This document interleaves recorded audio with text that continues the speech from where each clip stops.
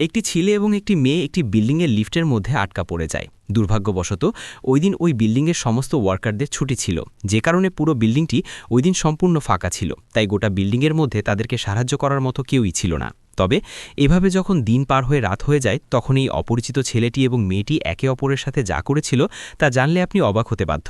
তো বন্ধুরা, এই ছেলেটি ওই মেয়েটির সাথে লিফটের মধ্যে রাতে কি করেছিল তা জানতে ভিডিওটি শেষ পর্যন্ত মনোযোগ দিয়ে দেখতে থাকুন। শুরু করার আগে নতুন বন্ধুরা ভিডিওটিকে লাইক করে চ্যানেলটিকে সাবস্ক্রাইব করুন। তাহলে চলুন শুরু করা যাক। গল্পের শুরুতেই আমাদের জেনিফার নামের এই মেয়েটিকে দেখানো হয়। সে অফিসে অনেক রাত পর্যন্ত কাজ করছিল। সে ছাড়া তার অফিসে আর কেউই ছিল না। আগামী 5 দিন অফিস বন্ধ থাকবে, তাই অফিসের সব কাজ আজকে শেষ করে তবেই বাড়িতে ফিরতে হবে। এদিকে জেনিফারের একটু তারার ভিতরেও ছিল, কারণ কিছুদিন আগে সে তার প্রিয় মানুষটির সাথে ব্রেকআপ করেছে, আর সে ঠিক করে কাজ শেষ করে সে তার প্রিয় মানুষটিকে সারপ্রাইজ দেবে। অন্যদিকে আমরা ম্যাট নামের এই ভদ্রলোককে দেখি, যে অফিস শেষ করে বাড়ি যাবার জন্য রেডি হচ্ছিল। তারা দুজনেই অফিস থেকে বের হওয়ার পথে একই লিফটে ওঠে।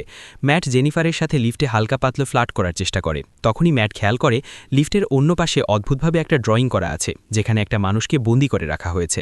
যখনই ম্যাট এটা জেনিফারকে দেখতে বলে, তখনই সাথে সাথে লিফটটা বন্ধ হয়ে সেখানেই আটকে যায়। এমনকি তখন লিফটের কোনো বাটনই কাজ করছিল না। জেনিফার লক্ষ্য করে লিফটের মধ্যে সিসি ক্যামেরা রয়েছে, তাই সে সেখানকার কন্ট্রোল রুমের লোকজনকে হাত ইশারা করে কোনো রকম সাহায্য চায়। কিন্তু এটাতে কোনো লাভ হয় না, কারণ ওই দিন ওই বিল্ডিংয়ে কেউই ছিল না। ম্যাট তার বন্ধুকে কল করতে যেয়ে দেখে লিফটের মধ্যে ফোনের কোনো সিগন্যালই আসছে না, তাই তখন তারা কাউকে কল করেও বিষয়টা জানাতে পারবে না। এবার তারা বুঝে ফেলে যে আগামী 5 দিন তাদেরকে এই লিফটের মধ্যেই বন্দী থাকতে হবে, তাছাড়া আর কোনো রাস্তাই খোলা নেই তাদের কাছে। ম্যাট জেনিফারকে জিজ্ঞাসা করে, এই লিফটে কি আগে কখনো এমন সমস্যা হয়েছিল? আমি তো এই অফিসে নতুন জয়েন করেছি, তাই এর বিষয়ে আমি জানি না। জেনিফার তাকে জানায় এমন কোনো সমস্যা হয়নি, তবে মাঝে মধ্যে এই লিফটে অদ্ভুত সমস্যা হতো। হঠাৎ ম্যাটের মাথায় বুদ্ধি আসে যে তারা এই লিফটের এক্সিট দিয়ে উপরে বেরিয়ে যেতে পারবে। যেহেতু লিফটের ছাদটা অনেক উঁচু ছিল, তাই ম্যাট একাই সেই লিফট পর্যন্ত নাগাল পাচ্ছিল না। তাই ম্যাটের কাঁধে জেনিফার উঠে এক্সিট দিয়ে বের হয়ে চেষ্টা করে, কিন্তু এতেও সে নাগাল পায় না। তারা সমস্ত আশা ছেড়ে দেয়। জেনিফার বুঝতে পারে যে সে তার ফ্লাইটটা মিস করেছে, যার ফলে সে আর তার প্রিয় মানুষটির সাথে দেখা করতে পারবে না। জেনিফার লিফটে বসে বসে একা একা গালাগালি করতে থাকে। এমন সময় তার পিপাসা পেলে ম্যাট তাকে তার পানির বোতলটা বের করে দেয়। জেনিফার ম্যাটকে বলে, এটা তোমার কাছেই রাখো, পরে তোমারই তৃষ্ণা লাগতে পারে। তখন ম্যাট উত্তর দেয়, আমাদের কাছে একটা পানির বোতল আর একটা ওয়াইনের বোতল আছে, তোমার কোনটা লাগবে সেটা বলো, আর আমার কাছে একটা ওপেনারও আছে। জেনিফার মজা করে তার ব্যাগ থেকে একটা ওপেনার বের করে ম্যাটকে দেখায়। তারা এসব নিয়েই মজা করতে থাকে। জেনিফার পানি খেয়ে তার ব্যাগ থেকে একটা চকলেট বের করে ম্যাটকে দেয়। এরপর তারা চিন্তা করতে থাকে তাদের কাছে খাওয়ার মতো বা সার্ভাইভ করার মতো তেমন কিছুই নেই। কিভাবে তারা 5 দিন পর্যন্ত এখানে আটকে থাকবে? 4-5 ঘন্টা পর জেনিফারের টয়লেটের বেগ পায়। সে বুঝতে পারছিল না যে সে এখন কি করবে। ম্যাটের সামনে সে খুবই লজ্জায় পড়ে যায়। তখন ম্যাট তাকে একটা বোতল দেয় আর বলে এখানেই তার টয়লেটের কাজটা সারতে, কারণ এটা খুবই স্বাভাবিক ব্যাপার, এখানে লজ্জা পাওয়ার কিছুই নেই। এরপর ম্যাট পিছনে ঘুরে দাঁড়িয়ে থাকে। এরপর জেনিফার টয়লেটের কাজটা সেখানেই সেরে ফেলে। এরপর জেনিফার দেয়ালে আকাশে বন্দি লোকটির পাশে একটা মেয়েকে এঁকে ফেলে। সে ম্যাটকে জিজ্ঞাসা করে, আচ্ছা তোমার কি কোনো গার্লফ্রেন্ড নেই যে তোমাকে খুঁজে না পেয়ে এখানে খুঁজতে আসবে বা পুলিশকে খবর দেবে? ম্যাট জানায় তার এমন কেউই নেই। জেনিফার তখন তার প্রিয় মানুষটির কথা তাকে জানায়। সে বলে, আমার ব্রেকআপের পর আজকে তাকে সারপ্রাইজ দেওয়ার কথা ছিল, কিন্তু তার আগেই আমি এখানে আটকে যেয়ে আমার ফ্লাইটটা মিস করি, তাই এখন এখান থেকে আমাকে মুক্ত করার মতো কেউই নেই। তারা দুজনেই বুঝতে পারে তাদের একই অবস্থা, তাই তারা তাদের সময় কাটানোর জন্য একে অপরের ছবি আঁকে। ম্যাট খুব সুন্দর করে জেনিফারের একটা ছবি আঁকে। অন্যদিকে জেনিফারের আঁকা ছবিটাতে ম্যাটকে খুবই ফানি লাগছিল। ম্যাটের আঁকা ছবিটা জেনিফারের এতই ভালো লাগে যে সে ঠিক করে এটা তার প্রোফাইল পিকচারে সেট করে দেবে। কথা বলতে বলতে তারা এক পর্যায়ে খাবার নিয়ে আলোচনা শুরু করে। তাই জেনিফার ম্যাটকে বলে, দ্রুত কথার টপিক চেঞ্জ করো, খাবারের কথা শুনে আমার খিদে পেয়ে যাচ্ছে। এরপর তারা নিজেদের মধ্যে অদ্ভুত রকমের আলোচনা শুরু করে। যেমন জেনিফার ম্যাটকে জানায় সে একবার একটা লাইব্রেরিতে তার বয়ফ্রেন্ডের সঙ্গে ইন্টিমেট হয়েছিল। ম্যাট এসব কথা বলতে খুবই লজ্জা পাচ্ছিল, কিন্তু পরে বলে, আমার একজন কোয়ার্কার ছিল, আমরা একবার লং ড্রাইভে গিয়েছিলাম, আর কিছুদূর যাওয়ার পরেই আমরা ইন্টিমেট হয়েছিলাম। এসব বলতে বলতে তার জেনিফারের উপর ফিলিংস চলে আসে। জেনিফারও তাকে বাধা দেয় না। তারপর তারা দুজনে মিলে সেখানে খেলা করতে থাকে। অবশেষে ম্যাট জেনিফারকে বলে, আমি তোমায় ভালোবেসে ফেলেছি। এই কথা শুনে জেনিফারের খুবই অদ্ভুত লাগে। সে ম্যাটকে বলে, আমাদের যা কিছুই হয়েছে সেগুলো আমরা ভুলে যাব, কারণ আমি আমার প্রিয় মানুষটিকে খুবই ভালোবাসি আর তার কাছেই ফিরতে চাই। এটা শুনে ম্যাট খুবই কষ্ট পায়। সে আবারও জেনিফারকে জিজ্ঞাসা করে, সত্যি কি তোমার ভিতরে আমাকে নিয়ে কোনো ফিলিংস নেই? জেনিফার বলে, আরে তোমার সাথে আমার পরিচয়ই বা কতক্ষণের, আমার কিভাবে তোমার উপরে এত তাড়াতাড়ি ফিলিংস জন্মাবে বলো, আর আমি তো অলরেডি একজনকে ভালোবাসি।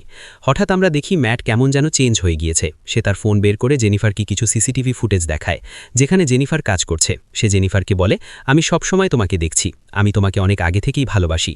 এখন আমরা বুঝতে পারি ম্যাট আসলে এই বিল্ডিংয়ের একজন সিসিটিভি গার্ড। এই সব কিছুই সে প্ল্যান করেছিল, যাতে করে সে জেনিফারের সাথে কিছুটা সময় একাকী কাটাতে পারে। সে এতক্ষণ ধরে জেনিফারকে প্রত্যেকটা কথাই মিথ্যা বলেছে, কারণ জেনিফার কখনোই একজন সিকিউরিটি গার্ডের সঙ্গে রিলেশনে যেত না। সে তখন তার পকেট থেকে লিফটের একটা চাবি বের করে জেনিফারকে দেখায় আর তাকে জানায় এই লিফটে তারা আটকে পড়েনি, ম্যাট নিজে থেকেই এই লিফটটা লক করে রেখেছে। জেনিফার এসব কথা শুনে পাগল হয়ে যায়। সে ম্যাটকে হুমকি দেয় সে এখান থেকে বের হয়ে পুলিশকে ইনফর্ম করবে এবং তাকে জেলের ভাত খাইয়ে ছাড়বে। তার এসব কথা শুনে ম্যাট তার পকেট থেকে চাবিটা বের করে লিফটটা অন করে দেয়। তখন জেনিফার দৌড়ে চাবিটা নিজের কাছে নিতে চায়, কিন্তু ম্যাট তাকে আটকাতেই তাদের হাতাহাতির জন্য চাবিটা সেখানেই ভেঙে যায়। ফলে এইবার তারা সত্যি সত্যিই লিফটের মধ্যে আটকে পড়ে। এটা দেখে জেনিফার রাগে ক্ষোভে ম্যাটকে জুতো দিয়ে মারতে থাকে। এক পর্যায়ে ম্যাট নিস্তেজ হয়ে গেছে, সে ভয় পেয়ে যায় আর ম্যাট জীবিত আছে কিনা সেটা দেখতে যায়। কিন্তু ম্যাট এই সুযোগটা কাজে লাগিয়ে তাকে মারতে শুরু করে।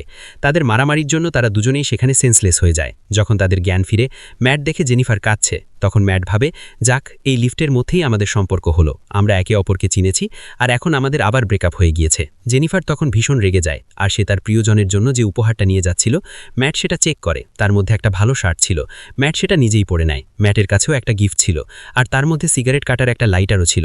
এরপর রাগে গিয়ে ম্যাট লিফটের একটা লাইট ভেঙে দেয়। তখন তার মাথায় একটা বুদ্ধি আসে, সেখানে লাইট পরিবর্তনের জন্য কিছু না কিছু তো থাকবেই। তার কাছে যে বোতলটা ছিল সেটা দিয়েই সে লিফটের ছাদ খুলে ফেলে। সে জেনিফারকে বলে তুমি আমাকে সাপোর্ট দাও, আমি উপরে গিয়ে লিফট থেকে বের হয়ে যাব আর তোমাকেও বের করে নেব। কিন্তু জেনিফার তাকে বিশ্বাস করে না। সে বলে আমি আগে যাব কারণ আমার ওজন কম। তখন ম্যাট আবার উল্টো জেনিফারকেই সন্দেহ করতে থাকে। এটা দেখে জেনিফার বলে আমরা একসাথে এতক্ষণ সময় কাটিয়েছি, আমি তোমাকে ঠকাবো কেন। ম্যাট তখন জেনিফারকে সাহায্য করে আর জেনিফার তখন লিফটের উপরে চলে যায়। উপরে যাওয়ার পর জেনিফার ম্যাটকে মিডল ফিঙ্গার দেখিয়ে দেয়। ম্যাট বুঝে ফেলে সে তাকে বোকা বানিয়েছে। ম্যাট ভীষণ রেগে যায় আর সে তার কাছে থাকা জামা কাপড় দিয়ে দড়ি বানিয়ে কোনো রকম লিফটের উপরে চলে আসে। জেনিফার উপরে উঠে লিফটের দরজা খুলতেই যাবে, ঠিক তখনই নিচ থেকে ম্যাট এসে তাকে ধরে ফেলে আর তারা দুজনেই আবারও ওই লিফটের মধ্যেই পড়ে যায়। অর্থাৎ উপর থেকে নিচে পড়ে গিয়ে দুজনেই অজ্ঞান হয়ে যায়। জেনিফারের জ্ঞান ফিরে আসে, সে আশেপাশে তাকিয়ে একটা ফায়ার অ্যালার্ম দেখতে পায়। তাই সে ম্যাটের গিফট থেকে লাইটার বের করে আগুন চালানোর চেষ্টা করে। ম্যাটের জ্ঞান ফিরলে সে বলে এসবে কিছুই কাজ করবে না, আমাদের বাঁচাতে এখানে কেউ আসবে না। তখন জেনিফার তাকে মেরে হাত পা বেঁধে দেয় আর বলে আমরা এখান থেকে খুব তাড়াতাড়ি বের হব, কিন্তু তোমাকে সব কিছু স্বীকার করতে হবে যাতে আদালতে আমি ন্যায় বিচার পাই। তখন জেনিফার মোবাইলের ভিডিও ক্যামেরা অন করে বলে তুমি যদি সবকিছু স্বীকার করে নাও তাহলে আমি এখানেই তোমাকে মেরে ফেলব। তখন ম্যাট আর কোনো উপায় না পেয়ে নিজের সব দোষ স্বীকার করতে থাকে। জেনিফার অবশেষে জিজ্ঞাসা করে তুমি এসব কেন করেছ। ম্যাট বলে আমি প্রতিদিনই তোমাকে দেখতাম, তুমি খুবই সুন্দরী, কিন্তু আমি একজন সিকিউরিটি গার্ড, এ কারণে আমি কখনো তোমাকে বলতে পারিনি আমি কিন্তু সিকিউরিটি ছিলাম না, আমি একজন অ্যাকাউন্টেন্ট ছিলাম। যে গল্পটা আমি তোমাকে বলেছি, যে গাড়িতে আমি কোয়ার্কারের সাথে ইন্টিমেট হয়েছিলাম, তখন সেই গাড়ির অ্যাক্সিডেন্ট হয়ে যায় আর তখন নিয়ম না মেনে ড্রাইভিং করার কারণে আমার জেল হয়ে যায়। তবে আমার কাছে অনেক টাকা ছিল, তাই আমি মাত্র 6 মাস বাদেই জেল থেকে বেরিয়ে আসি। জেল থেকে বেরিয়ে আসার পর আমি কোনো কাজ জোগাড় করতে পারিনি। ধীরে ধীরে আমার আর্থিক অবস্থা খারাপ হতে থাকে, তাই আমাকে সিকিউরিটি গার্ডের কাজ করতে হয়। ম্যাট বলে আমি আবার আমার পুরনো জীবন ফিরিয়ে পেতে চেয়েছিলাম, এই কারণেই আমি এই সব কিছু প্ল্যান করেছিলাম। এদিকে ম্যাটের সাথে কাজ করা অন্য আরেকজন সিকিউরিটি গার্ড তার গার্লফ্রেন্ডকে নিয়ে তাদের অফিসের ছাদ দেখাতে সেখানে আসে। সে ওই দিন ছুটিতে ছিল। সে অফিসে ঢুকতেই খেয়াল করে ম্যাট কোথাও নেই, কারণ ম্যাট একটু বাইরে গার্ড দেওয়ার কথা।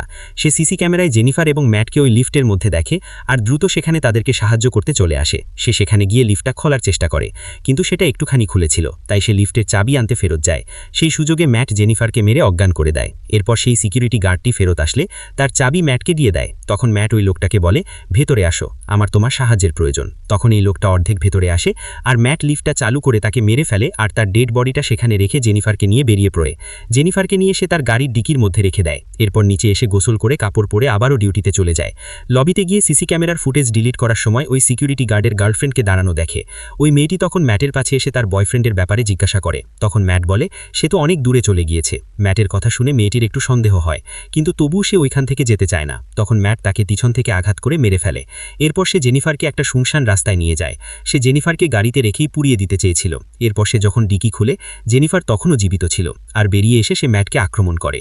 এরপর তাড়াতাড়ি গাড়িতে বসে সামনের দিকে এগিয়ে যায়, কিন্তু সে পেছন ফিরে দেখে ম্যাট এখনও বেঁচে আছে। এটা দেখে সে খুব রেগে যায় আর পেছন দিকে জোরে গাড়ি চালিয়ে সে ম্যাটকে ডাস্টবিনে ফেলে দিয়ে আগুন চালিয়ে ম্যাটকে সেখানেই মেরে ফেলে। জেনিফার তার বুদ্ধিমত্তার জোরে এক নতুন জীবন ফিরে পায়, তাই বিপদে ধৈর্য না হারিয়ে নিজের বুদ্ধি ব্যবহার করে সেখান থেকে বের হওয়ার চেষ্টা করা উচিত।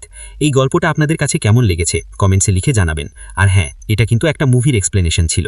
এই ধরনের এক্সপ্লেনেশন ভালো লাগলে অবশ্যই কমেন্টসে সেটাও লিখে জানাবেন। তো ভালো থাকবেন সবাই, আজকের মতো বিদায়।